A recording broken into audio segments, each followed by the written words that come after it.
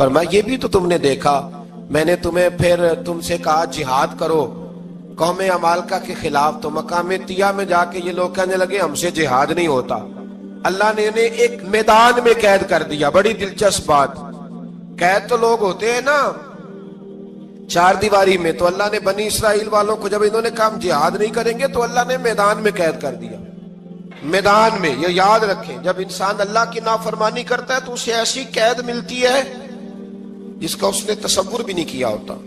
ایک میدان ہے مقام طیہ، قید ہو گئے، سارا دن سفر کرتے تھے، سارا دن، تو رات کو تھک کے سوتے تھے، صبح اٹھتے تھے نا جب، تو وہیں ہوتے تھے جہاں کل صبح چلے تھے۔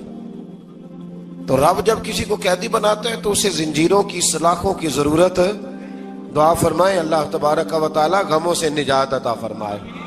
یہ دعا فرمائے، ایسی قید دیتا ہے کہ جس سے پھر چھٹکارا ہو سکتا۔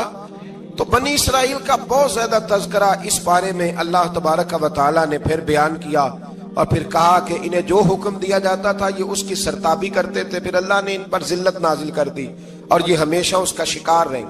قوم سبت کا ذکر فرمایا اللہ نے، ہفتے والے دن کچھ لوگ نافرمانی کرتے تھے۔ ہمارے بھی ہیلے بہانے ہیں نا آج کل کاروبار میں، تو اسی سپارے کی آیت نمبر 65 کے اندر اللہ تعالیٰ نے حضرت داؤد کی قوم کا ذکر کیا کہ اللہ نے انہیں حکم دیا تھا کہ ہفتے والے دن مچھلیاں نہیں پکڑنی، تو وہ کہتے تھے چلو ہاتھ لگا کے نہیں پکڑنی، ہاتھ لگا کے۔ وہ ہمارے لوگ ہیلے بہانے تلاش کر لیتے ہیں نا، وہ بڑے جناب انشورنس والا آ گیا، اب وہ بینک والا آ گیا، وہ فلانے صاحب آ گئے، وہ تروڑ مروڑ کے کہانیاں باتیں، اور پھر ہمیں بھی رستے مل جاتے ہیں بچنے کے۔ مفتی صاحب نے کہہ دیا تھا، ایک مولانا سے میں نے ان کو کہا ہفتے والے دن مچھلیاں نہیں پکڑنے، کہا نہیں پکڑتے، چھوٹے چھوٹے حوض بنا لیے، تو مچھلیاں زیادہ آتی تھی اس دن۔ یہ بھی اللہ کی قدرت تھی، نماز کے وقت گاہک زیادہ آتے ہیں، یہ اس کی قدرت ہوتی ہے۔ تو وہ مچھلیاں حوض میں جمع ہو جاتی ہیں، یوں سمجھ لیں کہ جال انہوں نے لگا لیے ہوئے تھے، تو جال میں وہ پھنستی رہتی تھی، حوضوں میں آتی رہتی تھی۔ ہفتے کو نہیں پکڑتے تھے، اتوار کو پکڑ لیتے تھے، تو پھر اللہ نے انہیں سزا دی۔ فرمایا تماشے کرتے ہو اللہ کے حکم کے ساتھ، کیا سزا دی؟ فَقُلْنَا لَهُمْ كُونُوا قِرَادَةً خَاسِئِينَ، فرمایا بندر بن جاؤ دھتکارے ہوئے۔ جو رزق حرام طریقے سے کماتے تھے رب انہیں بندر بنا دیتا تھا۔ ابھی بھی میں نے دیکھے ہیں بڑے بڑے تاجر پاگلوں جیسی زندگی گزار رہے ہیں، نفسیاتی طور پہ سکون نہیں ہے، کروڑوں روپیہ پڑا ہے۔ کیوں؟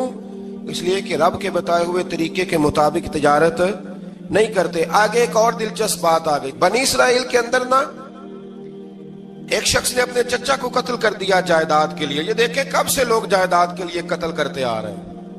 چچا کو قتل کر دیا، اور قتل کر کے حضرت موسیٰ علیہ السلام کے پاس آئے کہ میرے چچا کو کسی نے قتل کر دیا ہے، تو بتائیں کیا کرنا ہے؟ تو آپ نے فرمایا کہ گائے ذبح کرو، اور اس کا ایک ٹکڑا مقتول کو مارو، مرنے والے کو، وہ خود اٹھ کے بتا دے گا مجھے کس نے قتل کیا ہے۔ اب ارادہ نہیں تھا گائے ذبح کرنے کا، تو بہانے کرنے لگے۔ ارادہ نہیں نہ ہوتا تو پھر کیا ہوتے ہیں؟ کہنے لگے گائے کس طرح کی ہو، بوڑھی ہو کہ بچی ہو، رنگ کیسا ہو، جوان ہو کہ چھوٹی ہو، حال میں ایک دفعہ چلنا سیکھ گئی ہو یا ابھی نہ سیکھی ہو، تو بتاتے گئے تو رب بھی شرطیں بیان کرتا گیا۔ گہرے زرد رنگ کی ہو، حال کے اندر اسے نہ چلایا گیا ہو، پانی نہ نکالا گیا ہو، نہ بچی ہو نہ جوان ہو، اس کے درمیان ہو۔ یہ ساری شرطیں کہاں پائی جاتی تھی؟ حضرت موسیٰ علیہ السلام کی قوم کا ایک شخص تھا جو اللہ کا ولی تھا۔ وہ جب انتقال کرنے لگا نا، اللہ اکبر، دیکھو رب ولیوں کی اولادوں پر بھی کتنا فضل فرماتا ہے۔ وہ جب انتقال کرنے لگا تو ایک اس کے پاس چھوٹی سی بچیا تھی، گائے کی بچی، اس نے جنگل میں چھوڑ دی۔ کہنے لگا یا اللہ میں تیرے نام پہ چھوڑتا ہوں، میرا بچہ جوان ہو جائے تو اسے دے دینا، اور تو سرمایہ ہی کوئی نہیں۔ بچہ بڑا ہوا تو بچہ بھی بڑا نیک تھا، اپنی ماں کا بڑا فرما بردار تھا۔ اس کی ماں نے کہا بیٹا تیرے باپ نے ایک گائے چھوڑی تھی، تو بچہ جنگل میں گیا اور جا کے کہنے لگا اے اللہ میری گائے مجھ سے ملا دے، تو رب کریم نے وہ گائے واپس کر دی۔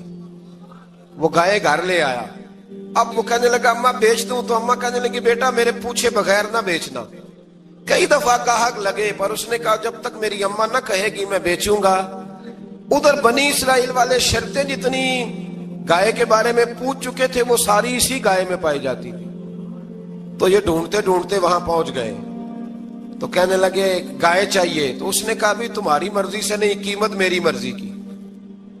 ایک مفسر نے تو یہاں تک لکھا ہے کہ اس نے کہا گائے ذبح کر کے نا، تو جتنا گائے کے اندر گوشت ہوگا نا اتنا ہی کھال کے اندر تم مجھے مال بھر کے دو گے، اتنے ہی سکے بھر کے دو گے، اتنی اشرفیاں بھر کے دو گے تو پھر تمہیں گائے دوں گا. تو پھر یہ گائے انہیں ملی اور یہ گائے لے کر کے آئے. زیادہ سوالات نہ کرتے تو زیادہ الجھتے نہ. ہم بھی دین کے معاملے میں بڑے سوال جواب کرتے ہیں، اتنا سوال کریں جتنی اس کی ضرورت ہے. ان لوگوں نے سوالات زیادہ کیے تو پھر الجھ زیادہ گئے. تو میرے بھائی اس کا ذکر بھی اللہ تبارک و تعالیٰ نے پہلے پارے کے اندر بیان فرمایا. پھر اللہ کریم نے فرمایا کہ کچھ ایسے لوگ بھی ہیں یہودیوں میں سے جن کا دعویٰ ہو گیا ہے کہ ہم اللہ کے بڑے پیارے ہیں. فرمایا یہ صرف ان کے منہ کی باتیں ہیں، یہ تو قیامت میں پتہ چلے گا نا کہ اللہ کا پیار کس کے ساتھ زیادہ ہے. اور پھر یہ بھی یہودیوں نے دعویٰ کیا ہے، اسی پارے میں اللہ فرماتے ہیں کہ ان کا دعویٰ ہے کہ ہم اللہ کے بڑے پیارے ہیں، جنت میں ہم ہی جائیں گے. تو اللہ فرماتے ہیں پھر مرنے کی دعا تو کرو، جنت میں تو مر کے جانا ہے نا. لیکن رب فرماتے ہیں یہ کبھی مرنے کی دعا نہیں کریں گے، اس لیے کہ انہیں پتہ ہے کہ ہم نے آخرت کے لیے کیا بھیجا. لے جی پہلا حکم آ گیا یا ایھا الذین آمنوا کہہ کے، پہلی آیت قرآن پاک پہلے سپارے میں پہلی آیت جس میں اللہ نے کہا یا ایھا الذین آمنوا. تو پہلا حکم آمنو کہہ کے آیت نمبر 104 میں جو اللہ نے حکم دیا ہے نا وہ نبی پاک کی تعظیم کا حکم ہے. پہلا حکم ہی اللہ نے حضور کی عزت اور ناموس کا ارشاد فرمایا. پہلا اس ترتیب کے لحاظ سے وہ ہوا یہ کہ جب نبی پاک کو بات ارشاد کرتے تو صحابہ کرام اٹھ کے عرض کرتے رائینا یا رسول اللہ، حضور سمجھ نہیں آئی ذرا رعایت کر دے. تو یہودیوں کی عبرانی زبان کے اندر نہ ذرا کھینچ کے پڑھتے تھے رائینا، تو اس کا معنی بنتا تھا معاذ اللہ اے ہمارے چرواہے. بکریاں چرانے والے کو بھی وہ رائینا کہتے تھے. تو جب صحابہ یہ کہنے لگے تو اللہ نے منع ہی کر دیا. فرمایا میرے محبوب کے غلاموں، اس لفظ کے پیچھے چھپ کے، اس لفظ کے پیچھے چھپ کے لوگ میرے نبی کی بے ادبی کر جاتے ہیں. تو جس لفظ کا کوئی ایک معنی بے ادبی والا بنتا ہو وہ لفظ بھی میرے نبی کے لیے نہ کہو. لفظ وہ والے کہو جس میں کوئی بے ادبی کا معنی نکلے نہ. یہاں لوگوں نے بڑے بڑے لفظ نہیں بول دیے، پھر کہتے میرا مطلب یہ تھا، میرا مطلب وہ تھا. تو نے وہ لفظ بولا کیوں جس کا کوئی غلط مطلب بھی نکل سکتا تھا؟ اللہ نے فرمایا یا ایھا الذین آمنوا لا تقولوا رائینا، اے ایمان والو رائینا کہو ہی نہ. تو یا اللہ کیا کہیں؟ فرمایا وقولوا انظرنا، تم کہو یا رسول اللہ ایک نظر فرمائیے. انداز دیکھیے، انظرنا ایک نظر. تو ہمارے بزرگ تو پہلے ہی بڑے پیار والوں نے کہہ دیا یا رسول اللہ انظر حالنا. کہتے کہاں سے لاتے ہو جملے؟ میں نے کہا اللہ کی کتاب سے. یا رسول اللہ انظر حالنا یا حبیب اللہ اسمع قالا. تو تم کہو انظرنا، محبوب نظر کرم کرے، واسمعوا. اور کیا ضرورت ہے دوبارہ پوچھنے کی؟ اللہ کہتا ہے پہلے ہی دھیان سے سنا کرو، پہلے ہی واسمعوا، پہلے ہی احتیاط سے سنو. وللکافرین عذاب علیم، اور کافروں کے لیے دردناک عذاب ہے. لے جی اسی پارے میں اللہ تبارک و تعالیٰ نے پھر اہل یہود کا ذکر کیا. تو یہود کہنے لگے کہ ہم حضرت ابراہیم کے ماننے والے ہیں. تو اللہ کریم نے وہ بھی ذکر کیا کہ میں نے تو ابراہیم کو آزمایا ہے. وَإِذِ ابْتَلَىٰ إِبْرَاهِيمَ رَبُّهُ بِكَلِمَاتٍ فَأَتَمَّهُنَّ، ہم نے ابراہیم کو کچھ چیزوں سے آزمایا ہے، وہ ہماری آزمائش پہ پورے اترے. قَالَ إِنِّي جَاعِلُكَ لِلنَّاسِ إِمَامًا، تو پھر ہم نے انہیں کہا کہ ہم آپ کو پوری دنیا کا امام بنائیں گے. وہ آزمائش کیا تھی؟ آگ میں جانا بھی آزمائش، بیٹے کا نہ ہونا بھی آزمائش. بیٹا ہوا تو پھر اسے وادی غیر ذی زرع ان میں چھوڑ کے آنا بھی آزمائش. بڑا ہوا تو پھر ذبح کرنا بھی آزمائش. فرمایا جہاں جہاں آزمایا ہے نا ابراہیم ہماری آزمائش میں پورے اترے. فرمایا تو مفت میں حضرت ابراہیم کی اولاد بنتے ہو اور ان کا نام لیتے ہو اور ان کے ساتھ اپنا تعلق بناتے ہو، دیکھو تو صحیح وہ کتنی آزمائشوں سے گزرے. تو اس کا بھی اللہ نے اسی میں ذکر فرمایا. اور پھر وہ بات کرتے تھے حضرت یعقوب کی اور حضرت اسحاق کی. تو فرمایا وہ تو ہمارے اتنے خاص بندے تھے کہ وصال کا وقت بھی انہوں نے اپنی اولادوں کو نصیحت فرمائی تھی کہ اللہ کی توحید پہ قائم رہنا. اس کا ذکر بھی اللہ نے اسی پارے میں بیان فرمایا. اور جو حضرت ابراہیم اور جناب اسماعیل نے کعبہ تعمیر کیا تو اس کا ذکر بھی اللہ تعالیٰ نے اسی پارے میں فرمایا. اور فرمایا جب وہ کعبہ بنا رہے تھے تو کہہ رہے تھے ربنا تقبل منا، کہہ رہے تھے اے اللہ بنا ہم نے دیا ہے پر مہربانی فرما ہم سے قبول فرما لے. تو جو آیہ کریمہ آخر میں عرض کرنا چاہتا ہوں اس پر بھی تھوڑی توجہ فرمائیں گے تو بات بڑی نکھر کے باہر آئے گی. یہ 16ویں رکوع کے اندر اللہ نے پھر یہود کا اور عیسائیت کا ذکر فرمایا.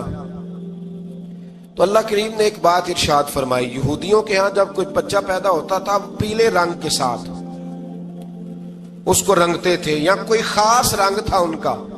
بچہ پیدا ہوتا تو اس پر وہ رنگ چڑھاتے کہ یہ جی ہمارے مذہب کا رنگ ہے. ہمارے ہاں بھی رسمیں ہیں نا اپنی اپنی، معاذ اللہ اپنی اپنی نہیں ہونی چاہیے، اللہ رسول کا حکم ہونا چاہیے.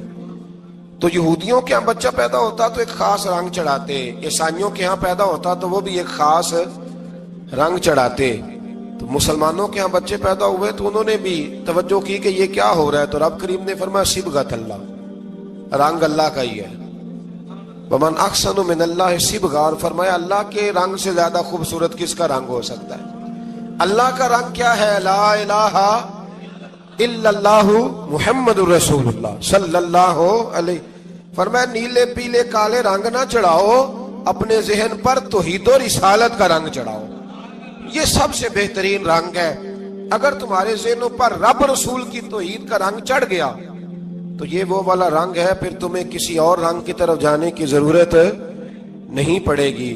تو فرمایا رنگ وہ پیدا کرو جو توحید کا ہے، رسالت کا ہے، اس رنگ کی توجہ کرو.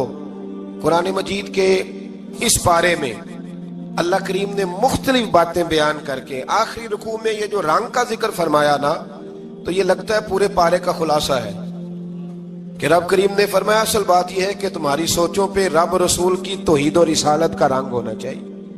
ہر وقت بچہ پیدا ہو کو دنیا سے جائے تو رنگ کس کا ہونا چاہیے؟ اللہ رسول کے دین کا. اللہ تعالی ہمیں سمجھنے کی توفیق عطا فرمائے. آخر دعوانا ان الحمدللہ.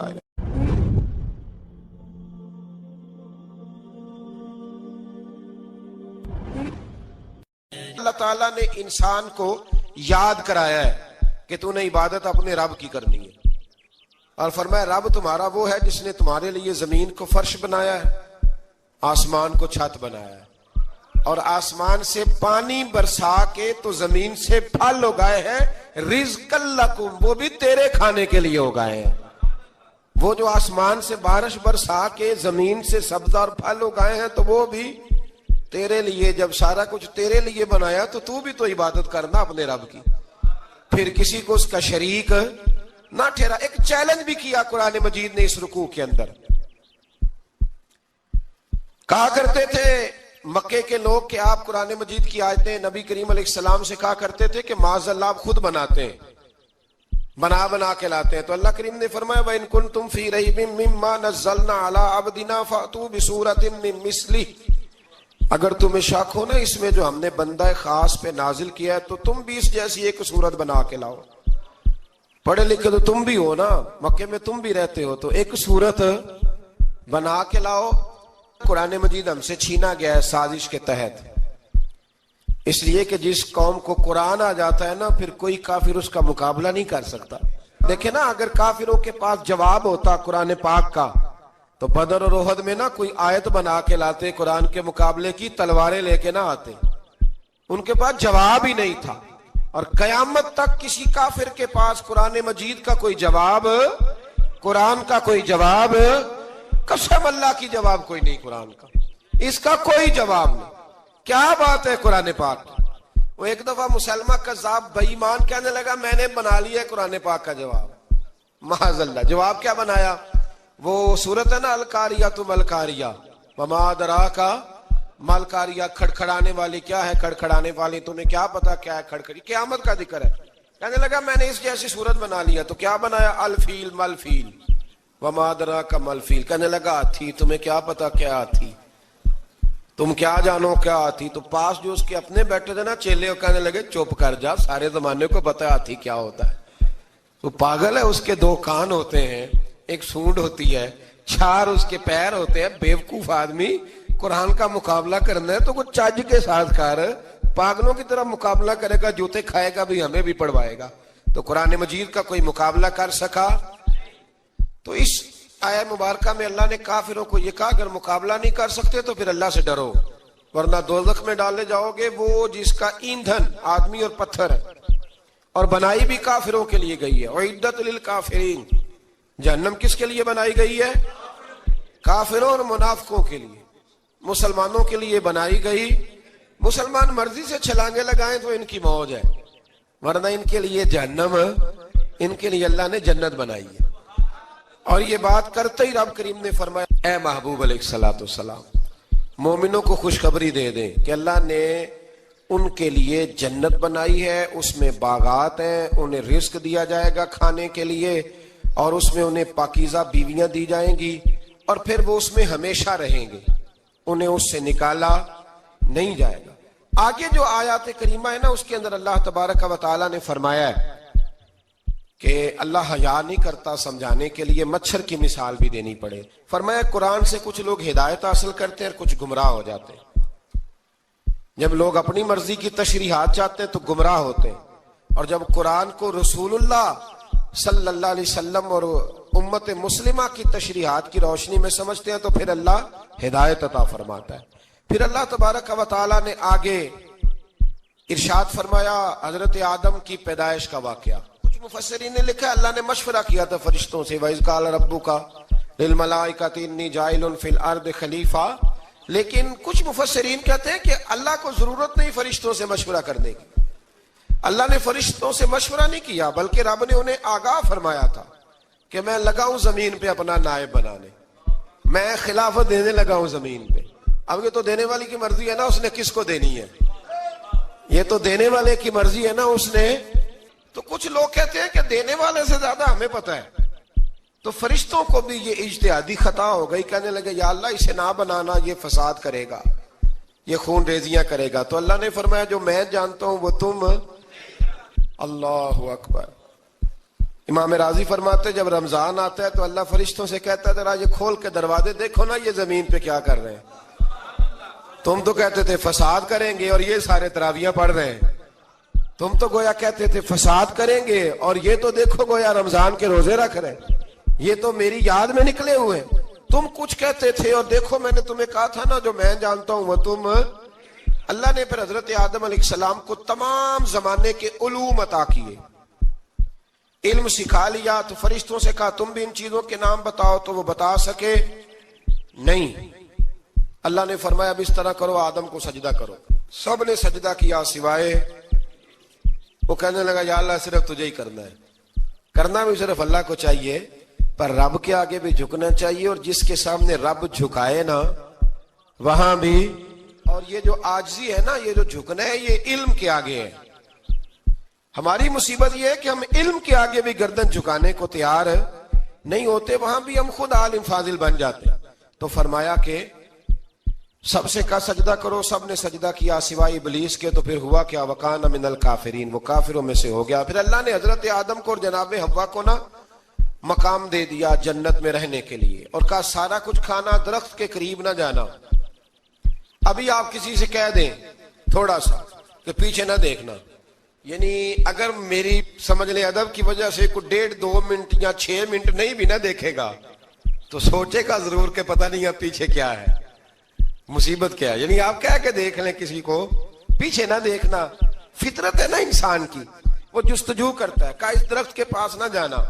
تو حضرت حوا سلام اللہ علیہ کہتے ہیں دل میں خیال رہتا تھا کہ آخر ہے کیا درخت کے پاس. یہی انسان کا عقیدہ توحید ہے کہ جہاں سے رب منع کر دے وہاں وہ منع ہو جائے. اور یہ ان کی خطا نہیں تھی, یہ اللہ کی حکمت تھی, چونکہ رب نے تو پہلے کہہ دیا تھا بنایا ہی زمین کے لیے, تو یہ تو سارا کچھ ہونا تھا تو زمین پہ آنا تھا نا. تو حضرت حوا اور جناب آدم کے پاس شیطان آیا, اب اس کو نکال تو دیا تھا پر ابھی اس کا جنت میں آنا جانا بند نہیں ہوا تھا, یہ بھی اللہ کی حکمت تھی. تو وہ کہنے لگا تمہیں پتہ ہے بعد میں مر جاؤ گے. تو حضرت حوا کہنے لگی کیا موت بھی آئے گی؟ کہاں, اس کی تکلیف بھی بڑی ہوگی, تو پھر بچیں گے کیسے؟ تو کہنے لگے پھل کھا لو اس درخت کا. تو بچنے کے لیے پھل کھایا تھا. جس طرح لوگ آج بہت سارے کام بچنے کے لیے کرتے ہیں پر بچ سکتے، بچنے کے لیے پھل کھایا تو اللہ نے فرمایا زمین پہ چلے جاؤ، تو حضرت آدم زمین پہ آئے، پھر کئی 100 سال روتے رہے، فَتَلَقَّى آدَمُ مِن رَبِّهِ کَلِمَاتٍ، تو پھر اللہ نے خود ہی جناب آدم کو کچھ کلمے سکھائے۔ علامہ اسماعیل حقی فرماتے ہیں وہ کلمے یہ تھے کہ حضرت آدم نے میرے نبی کا وسیلہ پیش کیا، اللہ کریم نے جناب آدم کی دعا کو مقبول فرما لیا۔ پھر آگے بنی اسرائیل کا ذکر آ جاتا ہے، اللہ تعالیٰ نے بنی اسرائیل، آج آپ اسی قوم کو یہودی کہتے ہیں، ان کو اللہ نے اس زمانے میں فضیلت عطا کی تھی بہت زیادہ۔ تو عرب کے اندر جب نبی پاک علیہ السلام نے اعلان نبوت کیا تو کچھ لوگوں نے یہ کہہ دیا کہ اگر یہ یہودی کلمہ پڑھ لیں گے تو ہم بھی پڑھ لیں گے، تو پھر اللہ نے انہیں یاد کرایا کہ تم اصل میں کیا ہو، تمہیں کلمہ پڑھنا چاہیے۔ تو اہل یہود کا تذکرہ کرتے کرتے رب کریم نے ایک بات یہ بھی ارشاد فرمائی کہ تم لوگوں کو تو کہتے رہے ہو کہ وہ نبی آنے والے ہیں، وہ نبی آنے والے ہیں، اور جب آ گئے ہیں تو ماننے کو تیار نہیں ہو، تو فرمایا تأمرون الناس بالبر وتنسون انفسکم وانتم تتلون الکتاب، لوگوں کو بھلائی کا حکم دیتے ہو اور اپنے آپ کو بھول جاتے ہو، افلا تعقلون، تمہیں عقل نہیں؟ پھر اللہ نے انہیں یہ بھی یاد کرایا کہ یاد کرو وہ زمانہ کہ جب فرعون نے خواب دیکھ لیا تھا کہ کوئی بچہ اس کی سلطنت کو تباہ کرے گا، تو پھر اس نے تمہارے بچوں کو ذبح کرانا شروع کیا اور تمہاری بیٹیوں کو چھوڑتا تھا۔ فرمایا یہ بھی تو تم نے دیکھا، میں نے تمہیں پھر تم سے کہا جہاد کرو قوم عمالقہ کے خلاف، تو مقام طیہ میں جا کے یہ لوگ کہنے لگے ہم سے جہاد نہیں ہوتا، اللہ نے انہیں ایک میدان میں قید کر دیا۔ بڑی دلچسپ بات، قید تو لوگ ہوتے ہیں نا چار دیواری میں، تو اللہ نے بنی اسرائیل والوں کو جب انہوں نے کہا جہاد نہیں کریں گے تو اللہ نے میدان میں قید کر دیا۔ میدان میں، یہ یاد رکھیں، جب انسان اللہ کی نافرمانی کرتا ہے تو اسے ایسی قید ملتی ہے جس کا اس نے تصور بھی نہیں کیا ہوتا۔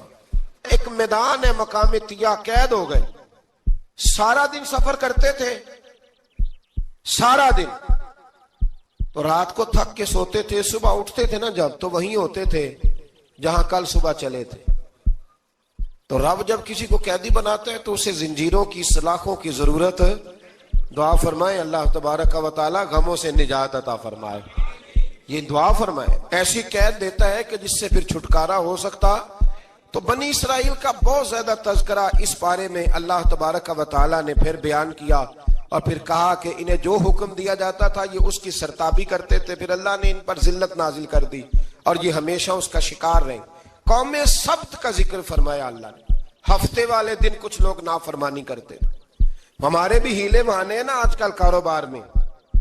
تو اسی سپارے کی آیت نمبر 65 کے اندر اللہ تعالیٰ نے حضرت داؤد کی قوم کا ذکر کیا کہ اللہ نے انہیں حکم دیا تھا کہ ہفتے والے دن مچھلیاں نہیں پکڑنی، تو وہ کہتے تھے چلو ہاتھ لگا کے نہیں پکڑنی، ہاتھ لگا کے، وہ ہمارے لوگ ہیلے بہانے تلاش کر لیتے ہیں نا، وہ بڑے جناب انشورنس والا آ گیا، اب وہ بینک والا آ گیا، وہ فلانے صاحب آ گئے، وہ تروڑ مروڑ کے کہانیاں باتیں، اور پھر ہمیں بھی رستے مل جاتے ہیں بچنے کے۔ مفتی صاحب نے کہہ دیا تھا، ایک مولانا سے میں نے ان کو کہا ہفتے والے دن مچھلیاں نہیں پکڑنی، کہا نہیں پکڑتے، چھوٹے چھوٹے حوض بنا لیے، تو مچھلیاں زیادہ آتی تھی اس دن، یہ بھی اللہ کی قدرت تھی، نماز کے وقت گاہک زیادہ آتے ہیں، یہ اس کی قدرت ہوتی ہے، تو وہ مچھلیاں حوض میں جمع ہو جاتی ہیں، یوں سمجھ لیں کہ جال انہوں نے لگا لیے ہوئے تھے، تو جال میں وہ پھنستی رہتی تھی، حوضوں میں آتی رہتی تھی، ہفتے کو نہیں پکڑتے تھے، اتوار کو پکڑ لیتے تھے، تو پھر اللہ نے انہیں سزا دی۔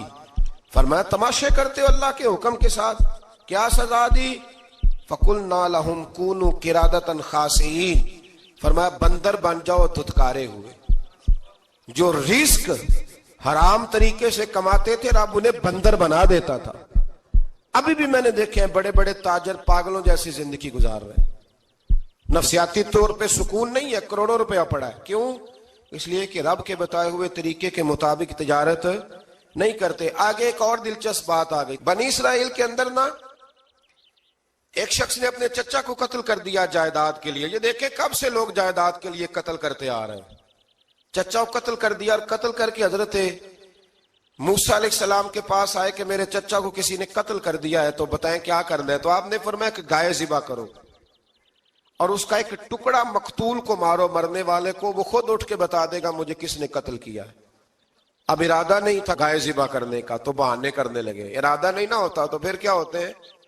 کہنے لگے گائے کس طرح کی ہو, بوڑھی ہو کہ بچی ہو, رنگ کیسا ہو, جوان ہو کہ چھوٹی ہو, حال میں ایک دفعہ چلنا سیکھ گئی ہو یا ابھی نہ سیکھی ہو. تو بتاتے گئے تو رب بھی شرطیں بیان کرتا گیا.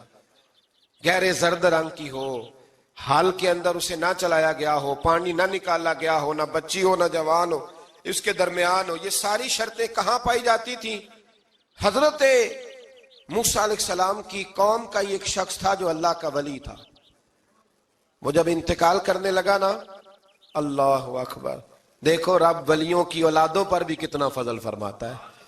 وہ جب انتقال کرنے لگا تو ایک اس کے پاس چھوٹی سی بچیا تھی, گائے کی بچی, اس نے جنگل میں چھوڑ دی. کہنے لگا یا اللہ میں تیرے نام پہ چھوڑتا ہوں, میرا بچہ جوان ہو جائے تو اسے دے دینا, اور تو سرمایہ ہی کوئی نہیں. بچہ بڑا ہوا تو بچہ بھی بڑا نیک تھا, اپنی ماں کا بڑا فرما بردار تھا. اس کی ماں نے کہا بیٹا تیرے باپ نے ایک گائے چھوڑی تھی. تو بچہ جنگل میں گیا اور جا کے کہنے لگا اے اللہ میری گائے مجھ سے ملا دے. تو رب کریم نے وہ گائے واپس کر دی. وہ گائے گھر لے آیا. اب وہ کہنے لگا اماں بیچ دوں, تو اماں کہنے لگی بیٹا میرے پوچھے بغیر نہ بیچنا. کئی دفعہ گاہک لگے پر اس نے کہا جب تک میری اماں نہ کہے گی میں بیچوں گا. ادھر بنی اسرائیل والے شرطیں جتنی گائے کے بارے میں پوچھ چکے تھے وہ ساری اسی گائے میں پائی جاتی تھی. تو یہ ڈھونڈتے ڈھونڈتے وہاں پہنچ گئے تو کہنے لگے گائے چاہیے. تو اس نے کہا بھی تمہاری مرضی سے نہیں, قیمت میری مرضی کی. ایک مفسر نے تو یہاں تک لکھا ہے کہ اس نے کہا گائے ذبح کر کے نا تو جتنا گائے کے اندر گوشت ہوگا نا اتنا ہی کھال کے اندر تو مجھے مال بھر کے دو گے, اتنے ہی سکے بھر کے دو گے, اتنی اشرفیاں بھر کے دو گے تو پھر تمہیں گائے دوں گا. تو پھر یہ گائے انہیں ملی اور یہ گائے لے کر کے آئے. زیادہ سوالات نہ کرتے تو زیادہ الجھتے نہ. ہم بھی دین کے معاملے میں بڑے سوال جواب کرتے ہیں, اتنا سوال کریں جتنی اس کی ضرورت ہے. ان لوگوں نے سوالات زیادہ کیے تو پھر الجھ زیادہ گئے. تو میرے بھائی اس کا ذکر بھی اللہ تبارک و تعالیٰ نے پہلے پارے کے اندر بیان فرمایا. پھر اللہ کریم نے فرمایا کہ کچھ ایسے لوگ بھی ہیں یہودیوں میں سے جن کا دعویٰ ہو گیا ہے کہ ہم اللہ کے بڑے پیارے ہیں. فرمایا یہ صرف ان کے منہ کی باتیں ہیں, یہ تو قیامت میں پتہ چلے گا نا کہ اللہ کا پیار کس کے ساتھ زیادہ ہے. اور پھر یہ بھی یہودیوں نے دعویٰ کیا ہے, اسی پارے میں اللہ فرماتے ہیں کہ ان کا دعویٰ ہے کہ ہم اللہ کے بڑے پیارے ہیں, جنت میں ہم ہی جائیں گے. تو اللہ فرماتا ہے پھر مرنے کی دعا تو کرو, جنت میں تو مر کے جانا ہے نا. لیکن رب فرماتے ہیں یہ کبھی مرنے کی دعا نہیں کریں گے, اس لیے کہ انہیں پتہ ہے کہ ہم نے آخرت کے لیے کیا بھیجا. لیکن جی پہلا حکم آ گیا یا ایھا الذین آمنوا کہہ کے, پہلی آیت قرآن پاک کی پہلے سپارے میں پہلی آیت جس میں اللہ نے کہا یا ایھا الذین آمنوا. تو پہلا حکم آمنوا کہہ کے آیت نمبر 104 میں جو اللہ نے حکم دیا ہے نا وہ نبی پاک کی تعظیم کا حکم ہے. پہلا حکم ہی اللہ نے حضور کی عزت اور ناموس کا ارشاد فرمایا. پہلا اس ترتیب کے لحاظ سے وہ ہوا یہ کہ جب نبی پاک کو بات ارشاد کرتے تو صحابہ کرام اٹھ کے عرض کرتے رائینا یا رسول اللہ, حضور سمجھ نہیں آئی ذرا رعایت کر دے. تو یہودیوں کی عبرانی زبان کے اندر نہ ذرا کھینچ کے پڑھتے تھے رائینا, تو اس کا معنی بنتا تھا معاذ اللہ اے ہمارے چرواہے. بکریاں چرانے والے کو بھی وہ رائینا کہتے تھے. تو جب صحابہ یہ کہنے لگے تو اللہ نے منع ہی کر دیا. فرمایا میرے محبوب کے غلاموں اس لفظ کے پیچھے چھپ کے, اس لفظ کے پیچھے چھپ کے لوگ میرے نبی کی بے ادبی کر جاتے ہیں. تو جس لفظ کا کوئی ایک معنی بے ادبی والا بنتا ہو وہ لفظ بھی میرے نبی کے لیے نہ کہو. لفظ وہ والے کہو جس میں کوئی بے ادبی کا معنی نکلے نہ.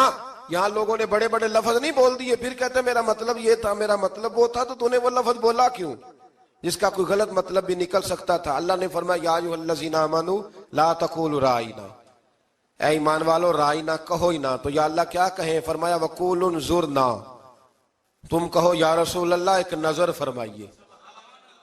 انداز دیکھیے, انظرنا ایک نظر. تو ہمارے بزرگ تو پہلے بڑے پیار والوں نے کہہ دیا یا رسول اللہ انظر حالنا. کہتے کہاں سے لاتے ہو جملے؟ میں نے کہا اللہ کی کتاب سے. یا رسول اللہ انظر حالنا یا حبیب اللہ اسمع قالا. تو تم کہو انظرنا، محبوب نظر کرم کریں، واسمعوا، اور کیا ضرورت ہے دوبارہ پوچھنے کی؟ اللہ کہتا ہے پہلے ہی دھیان سے سنا کرو، پہلے ہی واسمعوا، پہلے ہی احتیاط سے سنو، وللکافرین عذاب علیم، اور کافروں کے لیے دردناک عذاب ہے۔ لے جی اسی پارے میں اللہ تبارک و تعالیٰ نے پھر اہل یہود کا ذکر کیا، تو یہود کہنے لگے کہ ہم حضرت ابراہیم کے ماننے والے ہیں، تو اللہ کریم نے وہ بھی ذکر کیا کہ میں نے تو ابراہیم کو آزمایا ہے، وَإِذِ ابْتَلَىٰ إِبْرَاهِيمَ رَبُّهُ بِكَلِمَاتٍ فَأَتَمَّهُنَّ، ہم نے ابراہیم کو کچھ چیزوں سے آزمایا ہے، وہ ہماری آزمائش پہ پورے اترے۔ قَالَ إِنِّي جَاعِلُكَ لِلنَّاسِ إِمَامًا، تو پھر ہم نے انہیں کہا کہ ہم آپ کو پوری دنیا کا امام بنائیں گے۔ وہ آزمائش کیا تھی؟ آگ میں جانا بھی آزمائش، بیٹے کا نہ ہونا بھی آزمائش، بیٹا ہوا تو پھر اسے وادی غیر ذی زرع میں چھوڑ کے آنا بھی آزمائش، بڑا ہوا تو پھر ذبح کرنا بھی آزمائش۔ فرمایا جہاں جہاں آزمایا ہے نا، ابراہیم ہماری آزمائش میں پورے اترے۔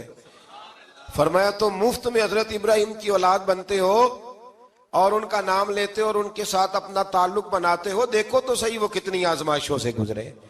تو اس کا بھی اللہ نے اسی میں ذکر فرمایا۔ اور پھر وہ بات کرتے تھے حضرت یعقوب کی اور حضرت اسحاق کی، تو فرمایا وہ تو ہمارے اتنے خاص بندے تھے کہ وصال کا وقت بھی انہوں نے اپنی اولادوں کو نصیحت فرمائی تھی کہ اللہ کی توحید پہ قائم رہنا، اس کا ذکر بھی اللہ نے اسی پارے میں بیان فرمایا۔ اور جو حضرت ابراہیم اور جناب اسماعیل نے کعبہ تعمیر کیا، تو اس کا ذکر بھی اللہ تعالیٰ نے اسی پارے میں فرمایا۔ فرمایا جب وہ کعبہ بنا رہے تھے تو کہہ رہے تھے ربنا تقبل منا، کہہ رہے تھے اے اللہ بنا ہم نے دیا ہے پر مہربانی فرما ہم سے قبول فرما لے۔ تو جو آیہ کریمہ آخر میں عرض کرنا چاہتا ہوں اس پر بھی تھوڑی توجہ فرمائیں گے تو بات بڑی نکھر کے باہر آئے گی۔ یہ 16ویں رکوع کے اندر اللہ نے پھر یہود کا اور عیسائیت کا ذکر فرمایا، تو اللہ کریم نے ایک بات ارشاد فرمائی، یہودیوں کے ہاں جب کوئی بچہ پیدا ہوتا تھا وہ پیلے رنگ کے ساتھ اس کو رنگتے تھے، یا کوئی خاص رنگ تھا ان کا، بچہ پیدا ہوتا تو اس پر وہ رنگ چڑھاتے کہ یہ جی ہمارے مذہب کا رنگ ہے۔ ہمارے ہاں بھی رسمیں ہیں نا اپنی اپنی، معاذ اللہ اپنی اپنی نہیں ہونی چاہیے، اللہ رسول کا حکم ہونا چاہیے۔ تو یہودیوں کے ہاں بچہ پیدا ہوتا تو ایک خاص رنگ چڑھاتے، عیسائیوں کے ہاں پیدا ہوتا تو وہ بھی ایک خاص رنگ چڑھاتے۔ تو مسلمانوں کے ہاں بچے پیدا ہوئے تو انہوں نے بھی توجہ کی کہ یہ کیا ہو رہا ہے، تو رب کریم نے فرمایا صبغۃ اللہ، رنگ اللہ کا ہی ہے۔ ومن احسن من اللہ صبغہ، اور فرمایا اللہ کے رنگ سے زیادہ خوبصورت کس کا رنگ ہو سکتا ہے؟ اللہ کا رنگ کیا ہے؟ لا الہ الا اللہ محمد الرسول اللہ صلی اللہ علیہ۔ فرمایا نیلے پیلے کالے رنگ نہ چڑھاؤ اپنے ذہن پر،